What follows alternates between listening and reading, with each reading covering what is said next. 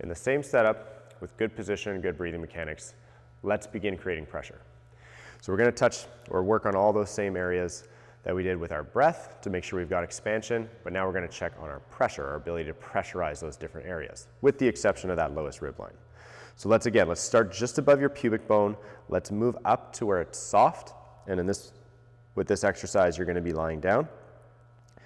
Now, if your diaphragm is descending to breathe and it's also descending to create pressure, we're going to make sure you're not breathing in to create this pressure, that you can do it without your breath. So we're going to be doing breath holds while we do these contractions. You're going to do it somewhere in the middle of your breath cycle.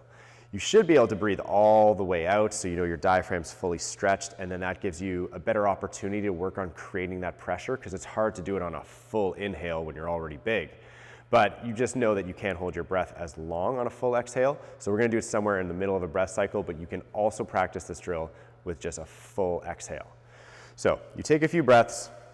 At some point, you're going to hold your breath in the middle. You're going to gently press your fingers into that soft bit above your pubic bone, and you should be able to think of packing your diaphragm or that air down into your belly, creating pressure right where your fingertips are, which basically kind of like not bulge, but press your fingertips out. So this area, you're not protruding out, you're just learning how to create that pressure and a bit of tension there. And as you slowly relax, you'll feel your fingertips go in. At some point, you'll need to breathe, take a few breaths, and then repeat. But if you can get a good 3 to 5 contractions, I would do that. You also have to make sure that you've got control. So you're not going from 0 and then driving and turning it on to 100%. You can gradually go up to whatever level you need. You can hold that contraction, and you can also gradually come down to a relaxed state. So that's how you're going to run through different areas to check that you're able to pressurize them and pressurize them equally. The next one is going to be just kind of like inside your pelvic crest here. You're going to grab your fingers, or you're going to stick your fingers, push them in where it's soft, not right on the bone, and you should be able to do the same thing here. So after a couple breath cycles, when you feel recovered, ready to hold your breath for a bit, you go to the middle of that breath cycle, you hold, and you see if you can create pressure there. You can create that expansion. And you're doing that without breathing.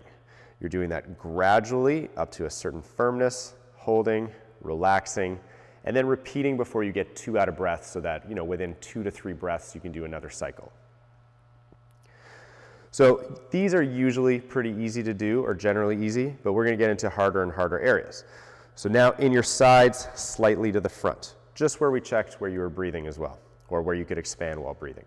So if you stick your fingertips in this area, you make sure you've got good position. You hold your breath somewhere in the middle of that breath cycle. See if you can pack that air in and create that expansion. And so it's not a crunch. It's not a drawing in. You'll really feel a pressing outwards. And then you should feel a solid, rigid cylinder, rigid pop can when you get into that position, or when you do that pressurization.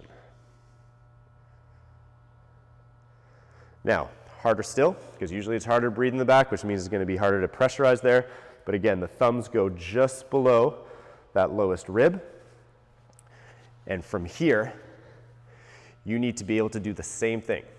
Middle of your breath cycle, you hold your breath, your thumbs press in together and towards your midline, and you should be able to pressurize and press your thumbs out.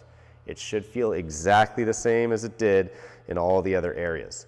And if you're having trouble, you check your position really quick. You make sure that there really isn't that rib flare, so you need to be able to exhale fully. Lock it in, take a breath or two. Somewhere in the middle of the breath cycle, you're relaxed, and then you try to pressurize that area. So if you've got good breathing mechanics, but you're having trouble with this is your next level of core function, is finding where you have trouble and just get your reps in. This again can be a primer before your core work or your core strengthening work, or even just your strength work in general.